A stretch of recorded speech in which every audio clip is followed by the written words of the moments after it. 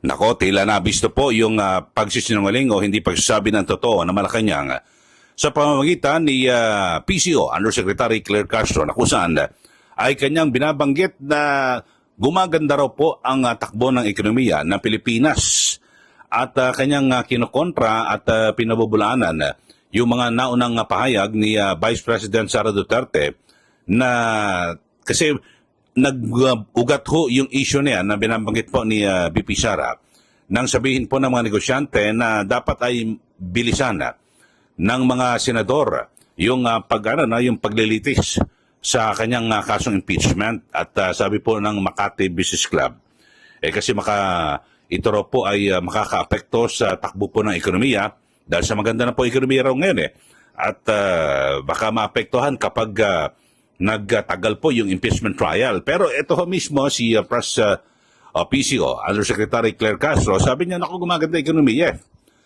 At talagang, ang sabi ho wala. Talagang hindi raw po totoo yung mga sinasabi ni Vice Presidente Sara Duterte. Pakinggan niyo ho, mga kababayan, yung kanyang mga pahayag mismo ni Yusek Claire Castro na mamaya ay titingnan ho natin kung sino ang nagsasabi talaga ng totoo. Ito ho, pakinggan niyo ho. Gumaganda po ang takbo ng ekonomiya ng bansa. Taliwas po ito sa sinabi ng Vice Presidente na bagsak ang ekonomiya. Tandaan po natin, natanggal na po ang Pilipinas dito sa Financial Action Task Force, gray list, na nakapagbigay po ng mataas na investor confidence sa bansa nito lamang taon. At sinabi rin po ng ADB na na-maintain po ng Pilipinas ang napakaganda po economic outlook for 2025. So nakakahinayang po kung ang ekonomiya natin ay maapektuhan ng dahil lang po sa nangyayari sa Senado. So, Okay, so yan po ang pahayag ni PCO, Undersecretary Claire Castro, na kung saan ay kanyang idinidiin na gumaganda raw po ang ekonomiya ng Pilipinas at walang katotohanan. Yung mga naunang pahayag ni VP Sara na bagsak po ang ekonomiya. At binamagit nga ho natin dahil sa gusto po ng mga negosyante at sila po ay di umano ay nababahala sa mabagal na pagkilos ng ating mga senador dito po sa kasong impeachment laban po sa pangalawa sa pinakamataas na leader ng ating bansa. Pero dito ho mga kababayan, kayo ho sa ating mga taga-subaybay, sa ating mga viewers, kayo ho ba ay nakakaramdam na talagang gumaganda po ang ekonomiya ng Pilipinas? Kasi ako, base ho sa aking mga pagtingin at pagsubaybay, paano gaganda dahil sa napakataas po ng bilihin at yung mga tao ay kapos po sa pambili. Di po ba? Kasi kung maganda ang ekonomiya, matik ho kahit pa paano magiging matatag ang presyo ng bilihin at yung mga tao ay merong may kakayanan na bumili. Lalo na ho yung mga pagkain, importante ho ito, di po ba? So, yun lang ho. Pero dito ay hindi na ho tayo mag-iimbento. Kasi sa akin mga pananaw hindi po gumaganda. Ang ekonomiya, napakarami ho ng mga walang trabaho at may mga nagsasabi na sila po ay talagang nalilipasan ng gutom base po sa mga survey. Ito ho, mismong ang World Bank na po ang nagsabi na kung saan ay hindi po totoo na matatag. Maganda po ang ekonomiya ng ating bansa. Pero ang sabi naman po merong konting hagod na hindi pa naman daw huli ang lahat at pwede pang humabol kung may gagawin ho na talagang maayos na hakbang ang Marcos Jr. Administration. So ito ho, pakinggan ho natin at alamin natin kung sino ang nagsasabi ng totoo kung gumaganda ba o hindi ang ekonomiya. Kasi pag tinanong mo mga tao, sabihin hindi maganda. Pero sabi ng Malacanang, sabi po ni Jose Claire Castro, gumaganda ekonomiya. Ito, sa World Bank, alam niyo ho yung World Bank, ay nagsasagawa po talaga ng talagang komprehensibo at malalimang pag-aaral sa mga bansa kasi, alam ba, dito sa Pilipinas, yung po kasi ang pagbabasihan, alam ba, gusto umutang ng Pilipinas sa World Bank, ay kung maganda ang iyo ekonomiya, pautangin ka ng malaki at mababa ang interes. Yun ho, pero kapag hindi maganda ang ekonomiya mo, parang halos ayaw kang pautangin. Kahit naman sa mga pangkaraniwang tao, di ba? Nakita mo, may trabaho. Pero yung kanyang trabaho ay, kumbaga casual siya at pasulpot-sulpot, hindi siya permanente sa kanyang trabaho. Siyempre, hindi mo pautangin. Di po ba? Paano makakabayad yan? Wala namang permanenteng trabaho. At yun ho. So parang ganyan din ho yung World Bank. O nako ba't pong pautangin yan kung hindi maganda ekonomiya? O eto, pakinggan ho natin mga kababayan at para ito na hong World Bank ang tatapos sa binabanggit po ni Yusek Claire Castro na maganda po ang ekonomiya ng Pilipinas at sinasabi niya nataliwas po ito sa binabanggit po ni VP Sara Duterte.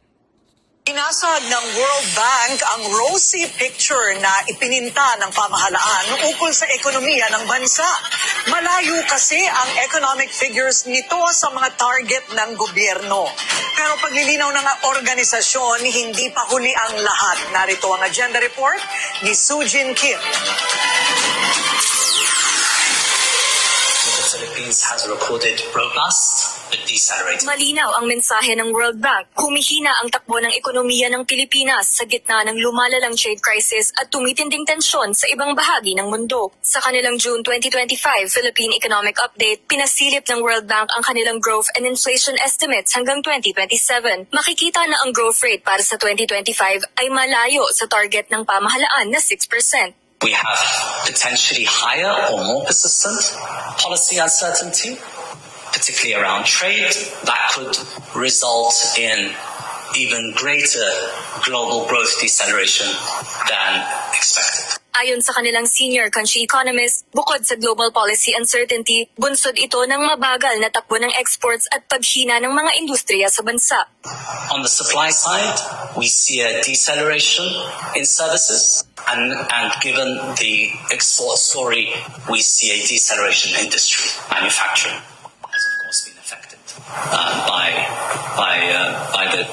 the global policy uncertainties. Sa fiscal front, lumobo sa 7.3% ng GDP ang fiscal deficit sa unang quarter ng taon. Umaasa ang World Bank na mababalik sa tamang landas ang expenditure at mapapaliit ang deficit this year. So that's our expectation, is that the government is committed to implementing its budget and its medium-term fiscal framework.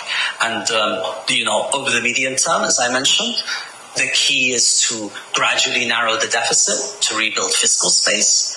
Hindi rin ligtas ang bansa sa banta ng tariffs. Binigyang pansin ng World Bank ang 90-day pause sa tariff hike ni US President Trump. Banta ito sa investments at exports ng Pilipinas. Ang rekomendasyon ng World Bank, the optimal response for the Philippines and for other countries is actually to double down on domestic reforms, reducing investment costs at home. So this is an opportunity for the Philippines to focus on doubling down on domestic reforms. payo pa ng World Bank, tuloy-tuloy lang din sa paglalagda ng mga regional trade agreements upang maibsan ang mga risks sa kalakalan. Para sa Inasag Okay. ng World Bank So maliwanag ho yun mga kababayan. Binabanggit ho ng World Bank. World Bank na ho nagsabi niyan na hindi po totoo na gumaganda ang ekonomiya. Sana ho nag-research ho muna itong si Yusek Claire Castro bago siya magsalita ng kung ano-ano. Kasi alam niyo ho, lalo niya hong patuloy na ipinapahamak at ibinabaon sa kasinungalingan yung administrasyon. Grabe ho mga kababayan, di po ba? At sasabihin mo maganda ekonomiya, tapos ngayon, paano nagsalita? Ito hong World Bank na hindi totoo yan. At yung mga, kasi may mga target ho ang gobyerno. Ang ginagawa ho ng gobyerno, ibinababa yung target para ma-meet yung kalalabasan ho ng growth rate. Tapos, sasabihin ako na-meet natin ang target. Sila ho nang nagsiset, nagtatakda ho ng kanilang target. Tapos babaguhin mo. Parang sa kumpanya ho yan. Halimbawa, itong sales target natin ngayong taong 2025 ay 100 million. Tapos, pag sa tingin mo na hindi kakayanin yung 100 million, ibababa mo sa 50 million. Tapos pagkatapos ng taon, sabihin mo, halimbawa, kumita kayo ng 60 million. Naabot namin yung 50 million na target, naging 60 million. So, meron tayong 10 million. Parang ganun ho yun. Pero ang original na target mo ay 100 million. So, kung tutuusin ho, ay hindi mo naabot, di ba? Yung iyong target. Parang ganyan ho ang ginagawa ngayon ng gobyerno. Kaya sana ho, mga kababayan, ay kasi alam niyo ho, marami hong naniniwala kapag nagsabi po at ang mga pahayag ay nagmumula sa Malacanang.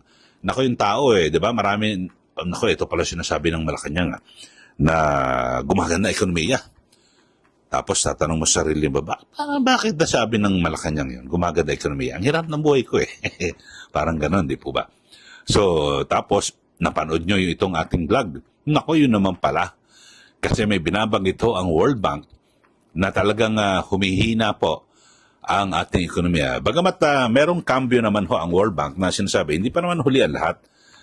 Pwedeng gumawa ng mga kaparaanan ang gobyerno at siyempre lalo pang pasiglahin yung ating ekonomiya. Ako naman ho, bilang isang Pilipino, ayoko namang manalangin na, talagang sana bumagsak palalo ang ekonomiya ng ating bansa para lalong maging unpopular at mapahamak ang Marcos Jr. administration. Kasi lahat po tayo gusto nating gumanda po ekonomiya. Bakit po? Lahat po tayo makikinabang.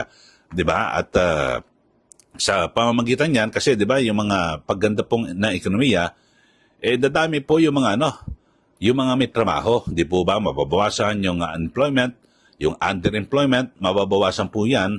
At syempre, lahat po ng mga tao, kapag may maraming trabaho, meron pong pambili ng pagkain, di po ba? At kaso lang ho na diskril yung yung panukalang 100 pesos hanggang 200 pesos na panukalang yung legislated wage increase. Nagtalo pa, nagsisihan pa yung Senado at ang Kamara. Ayun ho, pero lumilitaw ho na ang Pangulo pala ayaw kasi yun po ayaw po ng mga negosyante na magtaas po ng sweldo sa ating mga manggagawa. So yun lang ho, sa ating mga taga-subaybay, yung pinakatampok ho ng ating issue ngayon ay ito hong pagkakabisto na tila nagsisinungaling at hindi po nagsasabi ng totoo ang Malacanang sa pamamagitan po ng Palace Press Officer na si Yusek Claire Castro na gumaganda raw ekonomiya. Sabi po ng World Bank, hindi po totoo yan. Hindi po gumaganda ekonomiya at humihina po ekonomiya. Pero ay may mga hakbang pa. Dapat gumawa ng hakbang ang gobyerno para palakasin, pasiglahin ang ekonomiya ng ating bansa. Okay, sa mga bago lang po sa ating channel, mag-subscribe na po kayo. At huwag niyo rin pong kalimutan na i-share at i-like ito pong ating channel para kayo po ay laging updated at lalo pang lumawak po ito ang ating mga komentaryo. Maraming salamat muli. Ito po si Ka Eli. Magandang araw po sa ating lahat.